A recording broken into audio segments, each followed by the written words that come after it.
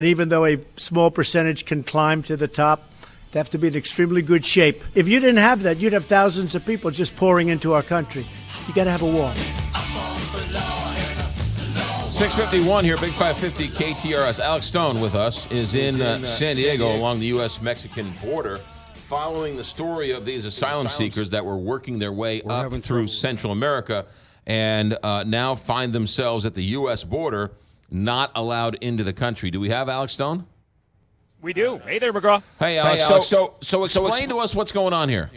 Yeah, so the first of the group of 150 or so, they have now been allowed in. Overnight, they were allowed in for processing.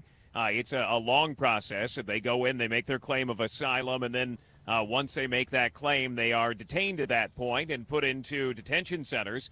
And eventually a federal agent will interview them, take their initial claim. If they don't have a claim, if it doesn't fit into U.S. law, then they are deported back to their home country. If they might have a claim, then they move forward with the process of going into the immigration court system, and that whole process can take several years. So not like they walk in one side and come out in San Diego on the other side today. It could be a long, long time before potentially they could be in society. But the first group of only 8 of 150 allowed in overnight, women and children. The rest still camped out in Tijuana right now in the drizzle. It's drizzling out right now. It's a lot of children, a lot of families who say that they're trying to find a better life for their children. We heard that over and over again yesterday. Now they have to make that claim to the U.S. government to try to convince the government that they should be allowed to stay. They were coming from countries in Central America. What is the reasons and who sort of sponsored this? How did this caravan begin? Rob, if you're still there, I can't hear you. Yeah, Alex, can you hear me now?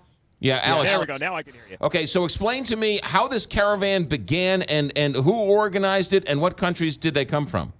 Well, they're from mainly 3 different countries. They're from Honduras, El Salvador, and Guatemala. And they will tell you that there wasn't one big organization that did it, but there are a bunch of groups that did put this thing together, and different groups in Central America and in Mexico, and groups in the U.S. as well. This isn't the first caravan. There have been other caravans. There were 2 last year, but they didn't get much attention because there was really no spotlight on them. This one has had the president talking about the situation pretty much nonstop for the last couple of weeks, and that he's put the focus on this caravan.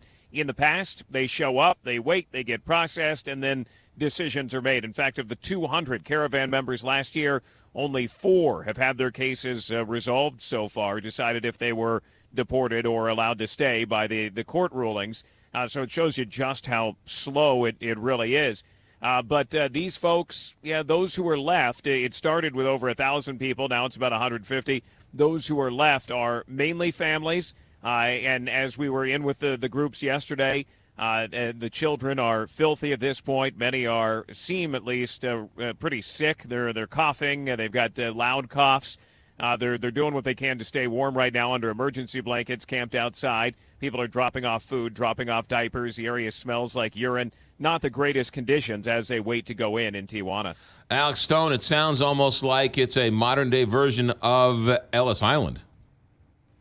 Yeah, and I could only hear the very end of what you just asked there, but yeah, it does have, and I believe you're saying it's like Ellis Island. I mean, they're waiting. They're waiting to go in and make their case. They may or may not have the ability to convince the government of that. The Trump administration says the bar for asylum is very low in the U.S., so if they can make any kind of claim that they could potentially be allowed to stay in the U.S., but under current law, the U.S. has to at least listen to their claims, and international law says when you have somebody show up at your door claiming asylum, that you have to listen to their claims. These people are claiming extreme violence in Central America, running from gangs. One woman telling us how her husband was murdered and she was held hostage, and she just wants her kids to not have to grow up looking over their shoulder thinking they're going to be murdered and somebody's after them. Others are saying they're part of the LGBTQ community and that they can be persecuted in their countries, really killed for their sexual orientation, and that they want some freedom in that way. So different claims coming from those who were part of this caravan, but now they wait. Alex Stone, great job. Thanks for checking in. Have a good day. Sorry for the transmission problems.